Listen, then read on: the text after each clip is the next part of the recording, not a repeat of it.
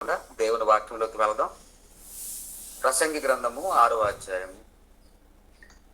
ప్రసంగి గ్రంథము 6వ అధ్యాయము 9వ వచనాన్ని మనం చదువుతాం. దేవుని పిల్లలారా, ప్రసంగి గ్రంథము 6వ అధ్యాయము 9వ వచనం. మనస్సు అడియాసలు కలిగి తిరుగులాడుట కన్నా ఎదుటనున్న దానిని అనుభవించుట మేలు. ఇదియు వ్యర్థమే. గాలికై ప్రయాసపడినట్టే ముందున్నది బహుకాల క్రియందని. చాలండి. 9వ వచనం మాత్రమే. మనస్సు అడియాసలు కలిగి తిరుగులాడుట కన్నా ఎదుటనున్న దానిని అనుభవించుట మేలు. ఈ వాక్యాన్ని మనం ధ్యానిద్దాం. దేవుని పిల్లలారా, దేవుడు ఈ సృష్టిలో చాలా వాటిని పెట్టాడు మన కోసమే, మనకు అవసరమని. దేవుడు మన కోసం సమస్తాన్ని ఏర్పాటు చేశాడు. అయితే మనిషి యొక్క ఆలోచన కానీ, మనిషి యొక్క తలంపులు ఎలా ఉంటాయంటే, ఆలోచనలు ఎలా ఉంటాయంటే, ఎదుటనున్న దానిని అనుభవించడము కంటే, అదే చెప్తున్నాడు, ఎదుటనున్న దానిని అనుభవించటం మేలు. మనసు ఎలాంటిదంటే, ఉన్నవాటితో తృప్తి పొందాలన్న ఆలోచన కంటే లేని వాటి కోసం ఆశపడటం ఎక్కువ బాధనిస్తుంది అది పొందకపోతే. చాలామంది ఉన్నవాటితో తృప్తి పొందాలన్న ఆలోచన కంటే ఇంకా ఏదో సంపాదించాలని, ఇంకా ఏదో సాధించాలని, ఇంకా ఏదో పొందాలని ఆశపడుతూ ఉంటారు. మనసు అటువైపు ప్రయాణం చేస్తూ ఉంటది. అది దక్కినప్పుడు పర్వాలేదు, దక్కకపోతేనే మనసుకు చాలా బాధ అనిపిస్తుంటది. దానివల్ల మనుషులు సంతాపం పొందడం, బాధను అనుభవించడం, వేదనకు గురవ్వడం, చాలామంది అది పొందకపోవడం వల్ల ఆత్మహత్యలు చేసుకోవడం వరకు కూడా జరుగుతూ ఉంటుంది. దీనికి ఒకటే కారణం ఏంటంటే, నేను అనుకున్నది జరగలేదు, ఫలానది కావాలనుకున్నాను, అది నాకు దక్కలేదు. ఆశ ఉండడంలో తప్పు లేదు, కానీ ఈ ఆశ ఎక్కువై దురాశగా మారిన, మనసు నిలకడగా లేకుండా ఆ మనసు కోరుకున్నది కావాలని తప్పించినప్పుడు, కావాలని కోరుకున్నది దొరకనప్పుడు మనిషిలా కాకుండా ఆలోచనలతో తన శరీరాన్ని, తన ఆరోగ్యాన్ని పాడు చేసుకుంటారు. దేవుని పిల్లలు బాగా ఆలోచించండి. ఎదుటనున్న వాటివి చాలా ఉంటాయి. ఉదాహరణకి, మనం వండుకునే ఆహారం, మనకున్న దానితో తృప్తి పొందడం. ఇది కాకుండా ఇంకేదో వండుకోవాలి, ఇంకేదో కొనాలనే ఆలోచన వచ్చిందనుకోండి, ఉన్నవాడితో తృప్తి పొందాలన్న ఆలోచన కాకుండా లేని వాటి కోసం ప్రాకులాడి దానిని పొందాలి అనుకోవడం వల్ల అది దక్కితే పర్వాలేదు, దక్కకపోతే మనసు చాలా బాధపడుతుంది. తద్వారా మనశ్శాంతిని మనం కోల్పోతాం. దేవుడు అంటున్నాడు, మళ్ళా నేను చదువుతున్నానండి, మనస్సు అడియాసలు కలిగి తిరుగులాడుట కన్నా ఎదుటనున్న దానిని అనుభవించుట మేలు. ఎదుట ఏముందో అది చూసుకోవాలి. ఈ భూమి మీద ఉండే ఈ జీవితం, మనిషికి ఉండే ఆలోచనలు, మనిషికి ఉండే కోరికలు అనంతం. అప్పుడప్పుడు మనుషులు అంటుంటారు, కోరికలు చాలా పుడుతుంటాయండి, అవి ఎప్పటికీ ఆగవు, ఒక దగ్గర ఆగిపోవు. ఒకటి తర్వాత ఒకటి, ఒకటి తర్వాత ఒకటి, ఒకటి తర్వాత ఒకటి, ఒకటి పొందిన తర్వాత మరొక్క దానికోసం ఆశపడటం, అది దొరికిన తర్వాత మరలా ఆశలోకి వెళ్ళిపోవడం. ఈ ఆశలు కాస్త అడియాసలు అయిపోయి మనిషి సంతాపానికి వెళ్ళిపోతారు. అలా మీరు ఉండకూడదు. ఉన్నవాడితో తృప్తి పొందండి అని దేవుడు ఈ ప్రసంగి గ్రంథం ద్వారా మనకు తెలియజేస్తున్నాడు. మనసును మీరు కంట్రోల్ చేసుకోండి, మనస్సును నియంత్రించుకోండి, మనస్సును మీ ఆధీనంలో పెట్టుకోండి. అలా మీరు పెట్టుకోగలిగితే మీకు ఎలాంటి బాధ ఉండదు, ఎలాంటి చింత ఉండదు. ఒకవేళ మీ మనసును గనక నియంత్రించుకోక వేరే దాని మీద, ఇంకా మీకు దక్కని వాటి మీద మీరు ఆలోచన కలిగి పొందాలనుకున్నప్పుడు చాలా బాధపడతారు. దానివల్ల మీ జీవితం బాధాకరమైన సంఘటనలోకి వెళ్ళిపోతుంది అని దేవుడు రాయిస్తున్నాడు. ఇక నూతన నిబంధనలోకి వచ్చేసరికి యేసుక్రీస్తు వారు ఒక మంచి మాట అంటున్నారు. చూద్దాంలో మత్తయి సువార్త 6వ అధ్యాయం. మత్తయి సువార్త 6వ అధ్యాయం. మనుషులకు ఉండే ఆలోచనలు ఎలాంటివి, ఎలాంటి కోరికలతో ఉంటారు అని చెప్తూ మత్తయి సువార్త 6వ అధ్యాయము 31వ వచనం చదువుతున్నానండి. 31వ వచనం. కాబట్టి ఏమి తిందుమో, ఏమి త్రాగుదుమో, ఏమి ధరించుకుందుమో అని చింతింపకుడి. ఇక్కడికి వచ్చిన ప్రభు అంటున్నారు, మీరు ఏం తినాలనుకుంటున్నారు, లేదా ఏమి త్రాగాలనుకుంటున్నారు, లేదా ఈ శరీరాన్ని ఏమి ధరించుకుందామో అని చింతింపకుడి. ఇది నేనన్న మాట కాదు, ప్రభువే స్వయాన చెబుతున్న మాట. ప్రభు చెబుతున్న మాట, రక్షకుడైన మన ప్రభు అయిన యేసుక్రీస్తు వారు చెబుతున్న మాట. ఏమి తిందుమో, ఏమి త్రాగుదుమో, ఏమి ధరించుకుందుమో అని చింతింపకుడి.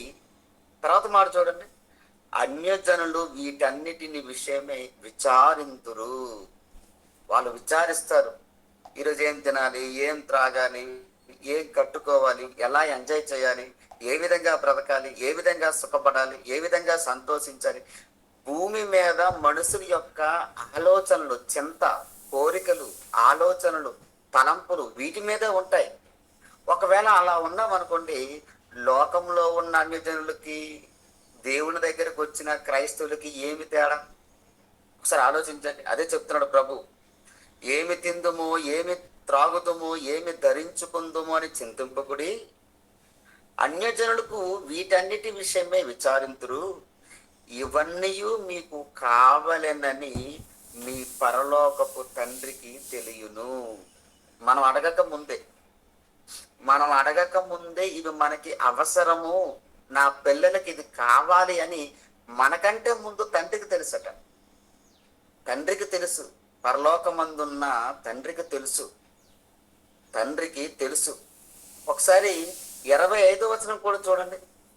దేవుడు అంటున్నమాట, అందువలన నేను మీతో చెప్పున్నదేమనగా, ఏమి తిందుమో, ఏమి త్రాగుదుమో అని మీ ప్రాణమును గూర్చి అయినను, మీ ప్రాణమును గూర్చి అయినను అంటే త్రాగాలి, తినాలి, ఇవన్నీ కూడా ప్రాణానికి సంబంధించింది.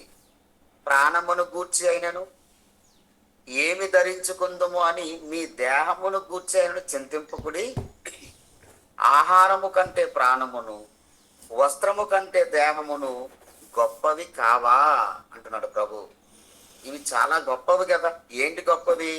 ఆహారము కంటే ప్రాణం ఉండడం గొప్ప, వస్త్రము కంటే దేహం ఉండడం గొప్ప.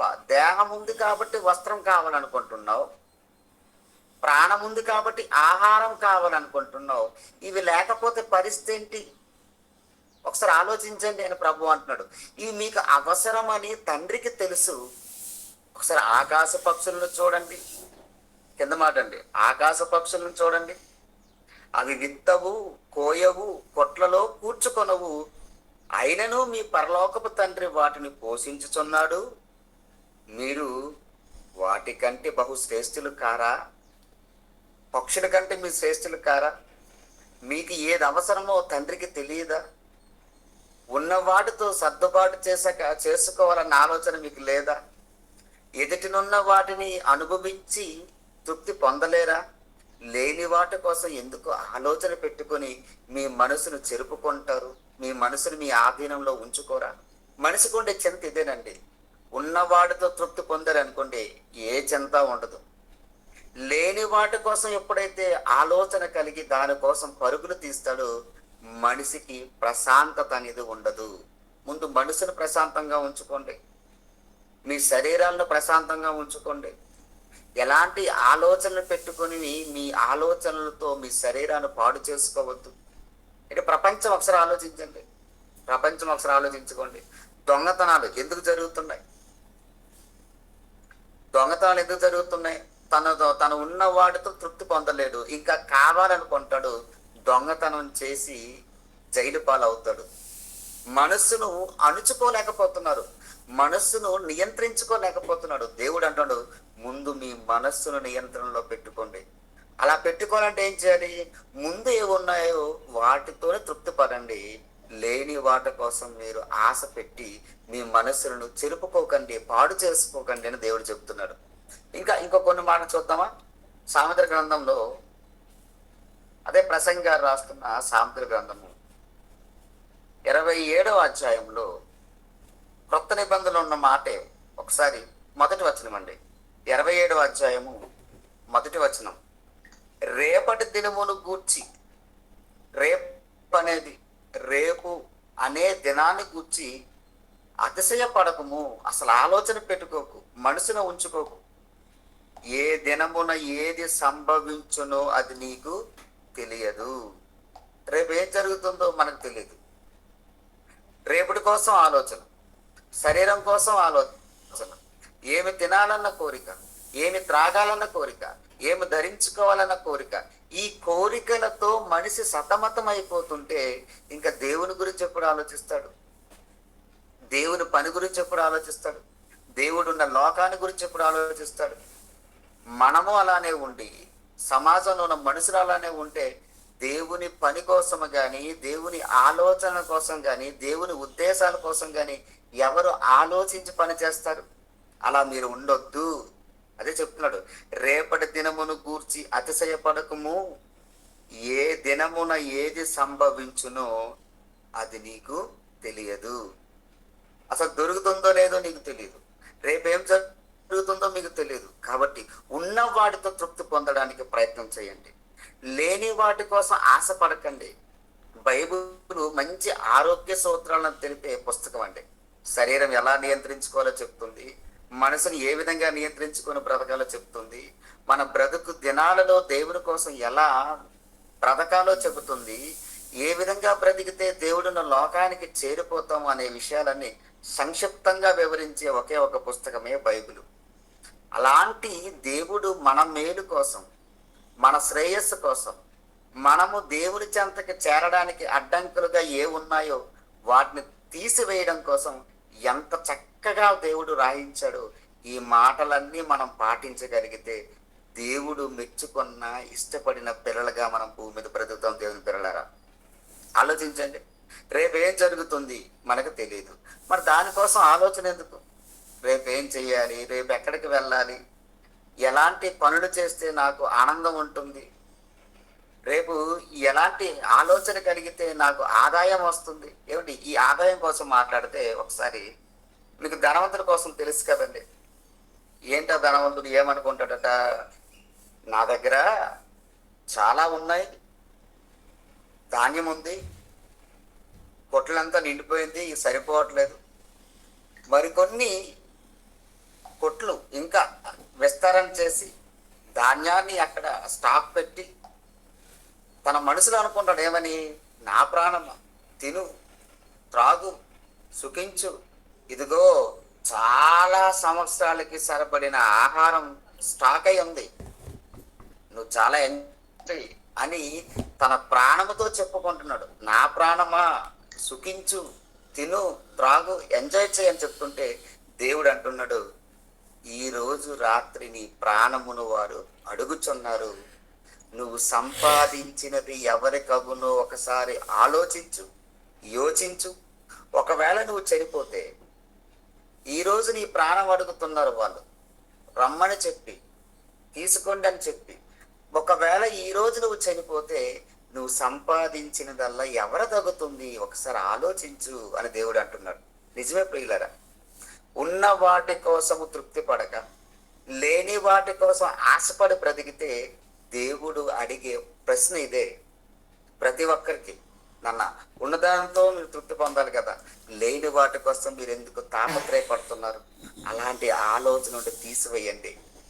భూమి మీద నేను మీకు జన్మనిచ్చిన దానికోసం కాదు, మీకు జన్మనిస్తూ మీరు చేయాల్సిన సత్క్రియలు మీరు పుట్టక ముందే, జగత్తు పునాది వేయబడక ముందే మీకోసం నేను ఒక ఆలోచన కలిగి రాయించి పంపించాను కదా, సత్క్రియలు. ఆ సత్క్రియలు చేయుటకై దేవుడి చేత ఏర్పాటు చేయబడిన వారిని మనం. అలా నువ్వు ఏర్పాటు చేయబడిన నీవు ఈ ఎదుటి ఉన్న వాటి మీద నువ్వు ఆలోచన కలిగి వాటితో తృప్తి పొంది దేవుని పనిలో ఉన్నావనుకో, దేవుడు చాలా సంతోషిస్తాడు. ఒకవేళ ఉన్న వాటితో తృప్తి పొందక లేని వాటి కోసం ధనవంతుల ఆలోచన కలిగిన, ధనవంతుల చెయ్యాలని నువ్వు తలుచుకున్నా, ఆలోచించి రేపటి కోసం నువ్వు బ్రతకాలనుకున్నా, నీవు సంపాదించినవన్నీ పోతాయి. నీ ప్రాణం వెళ్ళిపోతే అది ఎవరిది అవుతుందో ఒక్కసారి ఆలోచించని దేవుడు మనకు కూడా ఈ ప్రశ్న వేస్తారు దేవుని పిల్లారా. కాబట్టి ఉన్న వాటి కోసం, ఉన్న వాటితోనే తృప్తి పొందే జీవితం మనలో ఉండాలి. ఒక మాట చూద్దామండి. యాకోబు గారు రాసిన పత్రికలో ఒక చక్కటి మాటను రాస్తాడు. ఒక వ్యక్తి ఉన్నాడు, ఉన్న వాటితో తృప్తి పొందక ఏమి ఆలోచన కలిగి ఉన్నాడో చూద్దాం. 4వ అధ్యాయము, యాకోబు గారు రాసిన పత్రిక 4వ అధ్యాయము 13 నుంచి కొన్ని మాటలు చూద్దామండి. నేడైనను రేపైనను ఒకానొక పట్టణమునకు వెళ్ళి అక్కడ 1 సంవత్సరము ఉండి వ్యాపారము చేసి లాభము సంపాదింతుము రండని చెప్పుకుని వారులారా. ఎలాంటి ఆలోచన కలిగి ఉన్నారంటే, ఇప్పుడు చాలా మంది దుబాయ్ వెళ్ళే వాళ్ళు ఉంటారు, మస్కట్ వెళ్ళే వాళ్ళు ఉంటారు, ఇతర దేశాలు అమెరికా వెళ్ళి బ్రతకాలి, బాగా సంపాదించాలి అని అనుకునేవారు చాలా మంది లోకంలో కనిపిస్తుంటారు. అలా నేడైనను రేపైనను ఒకానొక పట్టణమునకు వెళ్ళి అక్కడ 1 సంవత్సరము ఉండి వ్యాపారము చేసి లాభము సంపాదింతుము రండి అని చెప్పుకుని వారులారా. 14వ వచనమండి. రేపేమి సంభవించునో మీకు తెలియదు. ఆలోచన వచ్చింది, తలంపు వచ్చింది. అంటే ఉన్నవాడితో తృప్తిపడే ఆలోచన పోయింది, లేని వాటి కోసం ఆలోచన పెట్టుకున్నాడు. అలా ఆలోచన పెట్టుకునే వారితో చెబుతున్న మాట, రేపేమి సంభవించునో మీకు తెలియదు. మీ జీవము ఏ పాటిది, మీరు కొంతసేపు కనబడి అంతలో మాయమైపోవు ఆవిరి వంటి వారే. ఆవిరి వంటి వారే. ఎలాంటి వారం అంటే మనం ఆవిరి వంటి వారం. ఇదిగో ఇలా కనిపించి అలా మాయమైపోయాయి. క్షణికమైన జీవితం అండి, అల్పమైన జీవితం అండి, చాలా స్వల్పమైన జీవితం అండి. ఇలాంటి అల్పమైన స్వల్పమైన జీవితాన్ని పెట్టుకొని మనం రేపటి గురించి చింతించడం, లేని వాటి కోసం ఆశ పెట్టుకోవడం, ఉన్న వాటితో తృప్తి పొందక లేని వాటి మీద మనసు పెట్టుకుని అడియాసలు కలిగి మనసును తిరగనివ్వడం, దానివల్ల మనస్సును గాయపరుచుకోవడం చాలా చాలా కష్టమది. అది నా పిల్లలుగా మీకు ఉండకూడదు అని దేవుడు చెబుతున్నాడు. ఎంత బాగా ఆలోచించి తండ్రి చెబుతున్నాడు అంటే, అసలు మీ జీవం ఏపాటిది, మీరు ఇలా కనబడి అలా మాయమైపోయే ఆవిరి వంటి వారే కదా. అలాంటి ఆలోచన మీరు ఎందుకు పెట్టుకుంటారు? దయచేసి అలాంటి ఆలోచన మీరు పెట్టుకోకండి. ఏమండి, ఎంత ధనవంతుడైనా, ఎంత బలిష్ఠుడైనా, మనకు సంసోను గారు తెలుసు. సంసోను గారు చాలా బలిష్ఠుడు, దేవుని పక్షాన నిలబడినవాడు, దేవుని ప్రజలను కాపాడటం కోసం దేవుని సంకల్పంలో పుట్టినవాడు. అయినప్పటికీ తన మనస్సును అనుసుకోలేకపోయాడు. ఒక స్త్రీ చెంతకు చేరాడు, తన బలహీనతను చెప్పేశాడు. చాలా దారుణంగా మరి సంసోను గారు దేవుని సంకల్పాన్ని గుర్తెరిగి బ్రతకాలనుకున్న తన మనసును అనుసుకోక ఒక స్త్రీకి బానిస అయిపోయి తన జీవితాన్ని నాశనం చేసుకున్నాడు. అంటే ఎదుటినున్న వాటి మీద ఆశ కలిగి ఉండడం తప్పులేదు, కానీ మనస్సు కోరిన వాటి మీద, లేని వాటి మీద ఇంకా ఏదో కావాలనుకుని మనస్సును గనక మనం చింతింప చేస్తే మనకు వచ్చే పరిణామాలు అలాగే ఉంటాయి. దేవుడికి అది ఇష్టం ఉండదు. ఉన్న వాటి మీద తృప్తి పొందండి, లేని వాటి మీద మీరు ఆశ పెట్టుకోకండి. అసలు రేపు అనేది మీ ఆలోచనలో తెచ్చుకోవద్దు. రేపు ఏం సంభవించను మీకు తెలియదు. ఏ నాటికీడు ఆ నాటికి చాలును అని దేవుడు చెబుతున్నాడు. ఇంకొక వచనం, చివరి వచనం చూసి ముగించుకుందామండి. సామెతల గ్రంథం 25వ అధ్యాయం. సామెతల గ్రంథము 25వ అధ్యాయము చివరి వచనం అండి, 28వ వచనం, చివరి వచనం. ప్రాకారము లేక ప్రాకారము లేక పాడైన పురము ఎంతో. ప్రాకారం, సరిహద్దు, గోడలు, ఎంత మంచి కోట కట్టినా, యెరూషలేము దేవాలయం, అదే యెరూషలేము దేవాలయం ఉంది, ప్రాకారం అంతా కాల్చేశారు. ఇప్పుడు నెహెమ్యా గారు సిద్ధపడతారు. ఏమండి, ఆ ప్రాకారం కట్టడానికి సిద్ధపడతారు. ఎందుకు కట్టాలి? ఎందుకు అంత కష్టపడి కట్టాలి? ఒక చేతిలో కత్తి పట్టుకొని యుద్ధం చేస్తూ, మరో చేతితో పని చేస్తూ. ఏమండి, ప్రాకారాన్ని ఎందుకు కట్టాలంటే, ప్రాకారం లేకపోతే ఎంత పెద్ద అంతఃపురమైనా, ఎంత పెద్ద మందిరమైనా పాడైపోయే ప్రమాదం ఉంటుంది. బౌండరీ ఉండాలి. ఏమంటే అదే చెప్తున్నాడు, ప్రాకారము లేక పాడైన పురము ఎంతో, తన మనస్సును అణుచుకొనలేని వాడును అంతే. ముందు మనస్సు అణుచుకోవాలి, జాగ్రత్త చేసుకోవాలి, భద్రము చేసుకోవాలి. ఒక నీటిని కింద వేసామనుకోండి, ఆ నీరు వేయగానే తమకు నచ్చిన త్రావులో ఆ నీరంతా ప్రవహిస్తుంటది.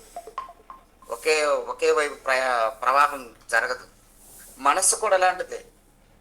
ఒక్క 2 నిమిషాల్లో ఎన్ని ఆలోచనలు వస్తాయో మనకు తెలుసు. మనం చెప్పుకోం. ఏంటి అలా ఉన్నావంటే, ఏమీ లేదు, ఏం ఆలోచించట్లేదు అంటాం. అంత అబద్ధం. కానీ మన మనసు చాలా ఆలోచనలు కలిగి ఉంటుంది. ఏం చేయాలి, ఏం త్రాగాలి, ఏం ధరించుకోవాలి, ఎక్కడికి వెళ్ళాలి, ఎలా ఆనందంగా జీవితాన్ని పంచుకోవాలి, ఎక్కడికి వెళ్తే నాకు ఆనందం దొరుకుతుంది, ఎలా ఉంటే బాగుంటుందని ఎన్నో కోరికలు వస్తాయి. పక్కన మనిషిని ఆపి ఏంటి ఆలోచిస్తున్నాం అన్నాం అనుకోండి, చెప్పే మొదటి పద్ధతి ఏంటంటే, అస్సలు నేను ఆలోచించట్లేదు, ఏమీ లేదంటాం. పచ్చి అబద్ధం. మనసు పరిపరి విధాలుగా ఆలోచిస్తుంటది. ఆ ఆలోచనలను ఏం చెయ్యాలంటుందంటే వాక్యము, అణుచుకోవాలి. అణుచుకోకపోతే ఏమవుతుంది? ప్రాకారము లేక పాడైపోయే పురము, ఆ పట్టణము, లేదంటే ఆ బిల్డింగు, అది ఎంత పెద్ద బిల్డింగ్ అయినా ప్రాకారం లేకపోతే ఎలా పాడైపోతుందో, మనస్సును అణుచుకోకపోయినా అలానే పాడైపోతాడు. ఆ మనిషి పాడైపోతాడు. బైబిల్ గ్రంథంలో ఎంతో మంది, ఒక సంసోన్ లాంటి వారు, ఏమండి, ఒక దావీదు లాంటి వారు, గొప్పవాడే, మనసును అణుచుకోలేకపోయాడు. ముందు ఉన్నదాన్ని అనుభవించాలనుకునే ఆలోచన కంటే లేని దాని కోసం ఆలోచించడం వల్ల, అలాంటి ఆలోచన కలిగి బ్రతకడం వల్ల, ఏంటి, ఇస్కరియోతు యోధ, డబ్బు సంచి ఆయన దగ్గరే ఉంది, దాంతో సరిపెట్టుకుంటే సరిపోతుంది, కానీ ఇంకా ఇంకా ఇంకా ఇంకా కావాలి. చివరికి ప్రభువును 30 వెండి నాణ్యాలకు అమ్మేశారు. మనస్సును అణుచుకోలేక, నియంత్రించుకోలేక, ఉన్నవాడితో తృప్తి పొందలేక, లేని వాటి కోసం ఆలోచించి తమ జీవితాలను నాశనం చేసుకొని తద్వారా దేవునికే దూరం అయిపోయాడు. ఉరిపెట్టుకున్నాడు. తాను వెళ్ళవలసిన చోటికి తప్పిపోయాడు యోధ అని రాసి ఉంటుంది బైబిల్లో. మనము కూడా అలాంటి జాబితాలో ఏమైనా ఉన్నామా? మన మనస్సు మనల్ని ఎక్కడికైనా తీసుకెళ్ళి పాపంలో పడేస్తుందా? మన మనసు ఆలోచనల వల్ల, మన తలంపుల వల్ల దేవునికి ఏమైనా దూరం అవుతున్నామా?